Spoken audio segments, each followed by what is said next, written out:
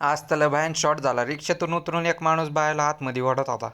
वाघ आणि वाघाचा भाऊ सकाळ सकाळच वडापाव खायला आलते. वाघाला कोणत्याच गोष्टीचं टेन्शन नसतं, फक्त अभ्यासाचं टेन्शन असतं. मी वाचले तर 5-6 पानं, पण वाघाच्या डोक्यात फक्त 1 ते 2च पानं गेली, कारण वाघ लय हुशार आहे ना. काही झालं तरी वाघाचं ग्राउंड नाही बुडलं पाहिजे. मग आलतो रूमवर आल्यावर अजून 2 वाघ भेटले. मग त्या दोघा वाघांना घेऊन निघालो ग्राउंडला. जाता जाता बाबाला केला नमस्कार, पण बाबाने काय आम्हाला भावच दिला नाही.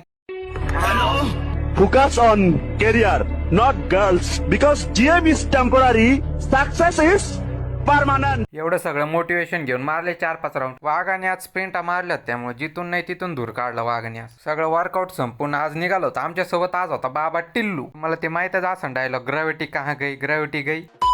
मला घ्यायचा होता चष्मा, त्यामुळे आलतो चष्मा घ्यायला. हा चष्मा घेतला. मग आज ग्राउंडून यायला थोडा उशीर झाला, त्यामुळे रूमहून डायरेक्ट मेसवरच प्रकट झालो. या सोंड्याची मेस बंद होती, त्यामुळे आलता माझ्या मेसला पार्सल घ्यायला. जेवण करून रूमच्या समोर पाऊल ठेवलाच होता की तेवढ्यात सरकारनं आर्यनची एंट्री झाली. तेवढ्यात आर्यनचा चष्मा बघा कसा क्वालिटी विषय नाही. सरकार आज लय चॉकलेट दिसत होता. आर्यन आणि मी गेलतो पाणी घ्यायला. तेवढ्यात एक रिक्षावाला एका बायला ॲडवण करत होता. दारू प्यालेला होता वाटतं रिक्षावाला. आम्ही तिथवर जाऊ, रिक्षावाला गेला मग पुढे निघून.